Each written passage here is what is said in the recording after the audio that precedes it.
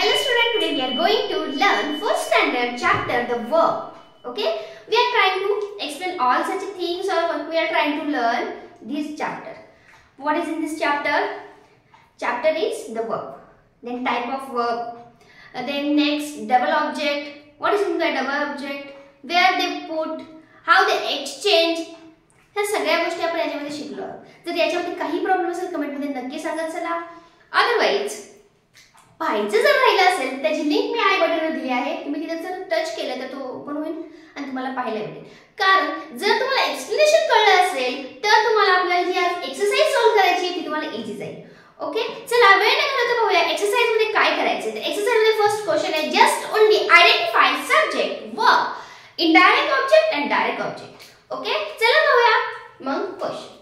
First sentence दिले त्यांनी, I wrote him a letter. पहा हे सेंटेन्स दिले. मी शॉर्टकट मध्ये सांगणार आहे तुम्हाला, म्हणजे लिहिणारे शॉर्टकट मध्ये सांगणारे मग तुम्हाला समजून येईल की त्यातला सब्जेक्ट कुठला आहे, वर्ब कुठला आहे. ओके, चला पाहूया. I wrote him a letter. आता फर्स्ट सब्जेक्ट हु, करणारा कोण आहे? I. This is the subject. हे काय झालं मग आपला सब्जेक्ट. मी शॉर्ट मध्ये लिहिते. ओके, सब्जेक्ट काय करतोय? Action word. ऍक्शन वर्ड कुठला आहे? लिहिण्याचा. हा काय झाला मग? ऍक्शन म्हणजेच काय? क्रिया. आणि क्रिया म्हणजेच काय? वर्ब. हा काय आपला वर्ब. हे काय आपला वर्ब. ओके, आय रोट हिम म्हणते. रोट हिम कोणाला? कोणाला ते पत्र लिहिते तो हिम. हा काय झाला? ऑब्जेक्ट. पण कसला? डायरेक्ट का इनडायरेक्ट? Indirect object.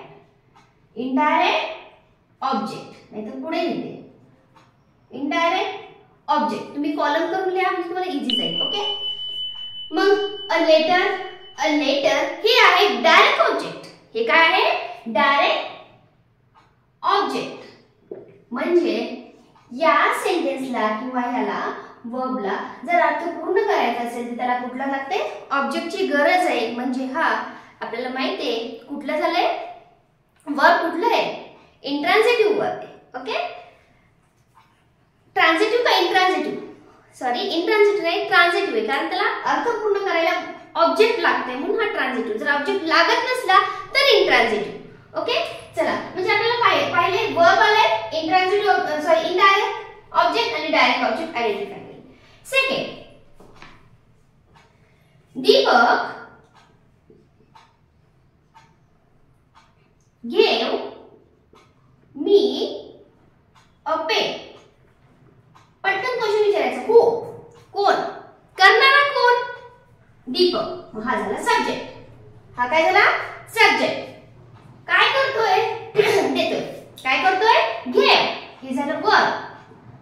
क्रिया. पहा क्वेश्चन विचारायचा कोण म्हणलं की सब्जेक्ट मिळतो. काय करतोय म्हणजे क्रिया मिळते.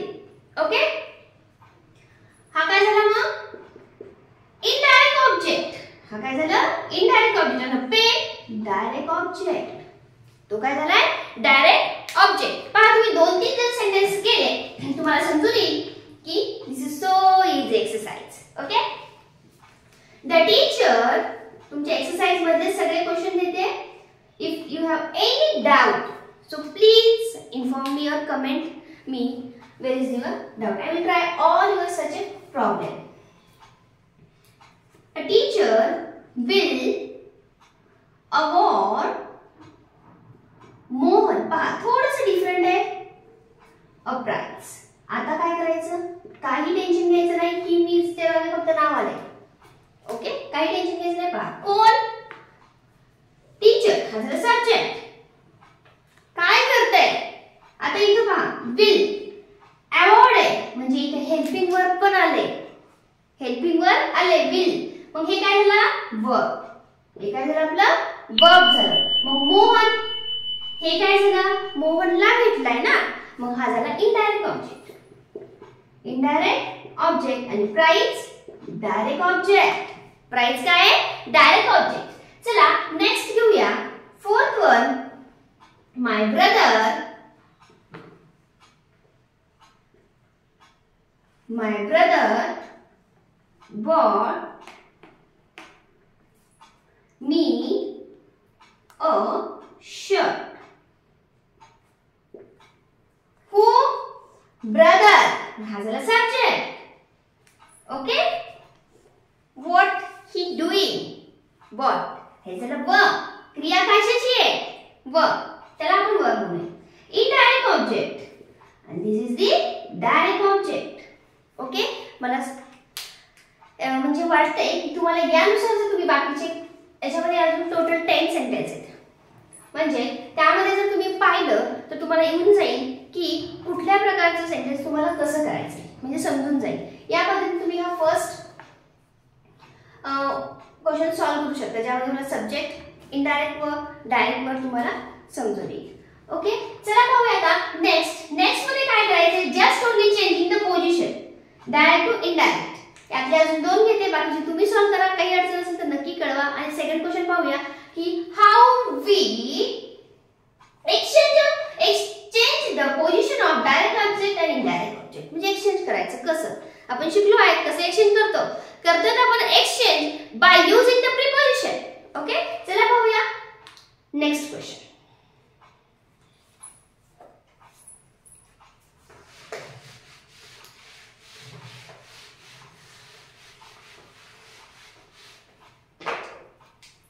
आपल्याला यामध्ये तुम्हाला दिलं आहे ही will my father send me a letter. असं काही दिलं असेल त्याला सुद्धा तुम्ही तेच करा, त्याच पद्धतीने करा. सब्जेक्ट, वर्ब, इनडायरेक्ट ऑब्जेक्ट आणि डायरेक्ट ऑब्जेक्ट. चला आता मी नेक्स्ट क्वेश्चन घेते. त्यातला first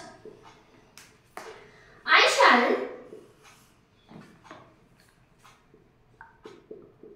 give you an apple. Okay, I shall give you apple. पहा मी तुला ऍपल देणार. सब्जेक्ट हाय. आपल्याला काय करायचे, रिराइट करायचं सेंटेन्स.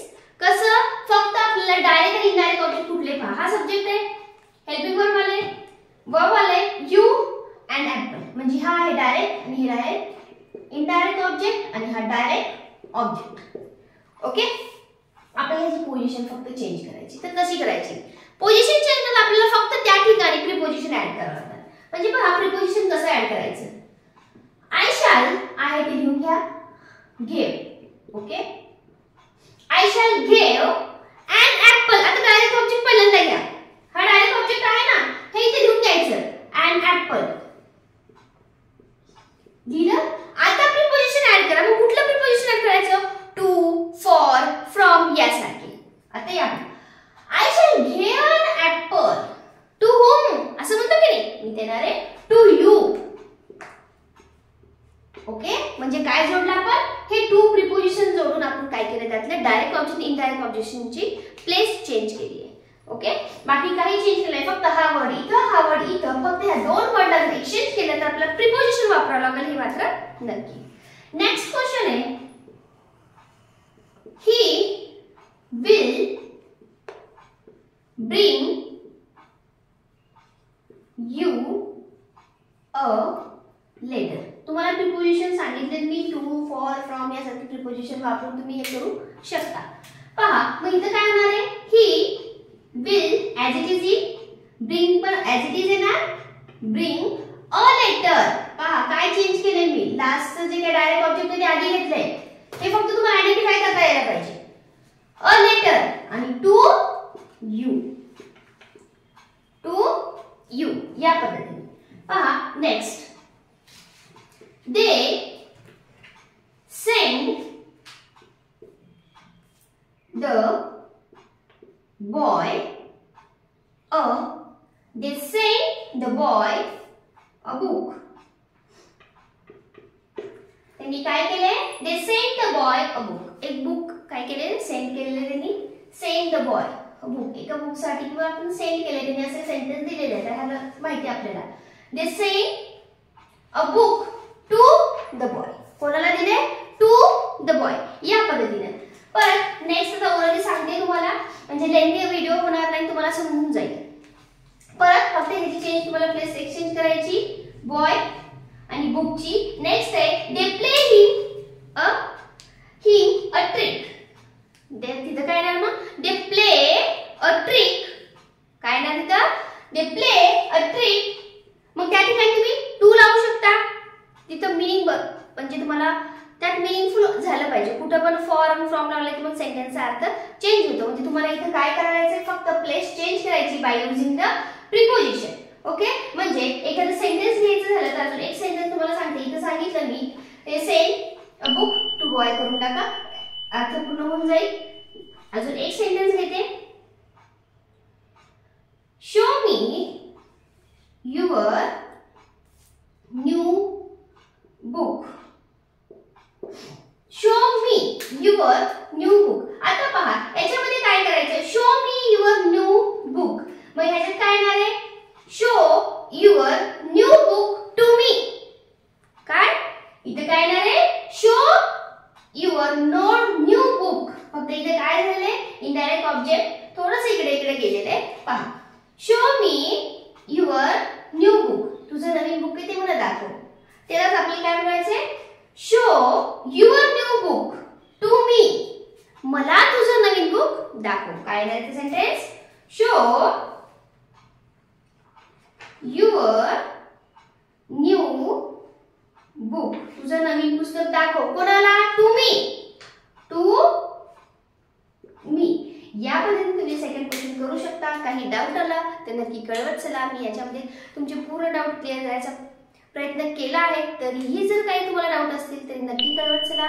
आणि व्हिडिओला लाईक करायचं असेल लाईक करून घ्या. व्हिडिओ कसा वाटला हे सुद्धा कमेंटमध्ये सांगत चला, कमेंट करत चला. म्हणजे मलाही थोडासा समजत जाईल की नेमकं आपलं कसं चाललंय, आपला सिलेबस कसा चाललाय. ओके, आणि व्हिडिओला शेअर आणि सबस्क्राईब करायला मात्र विसरू नका. थँक्यू.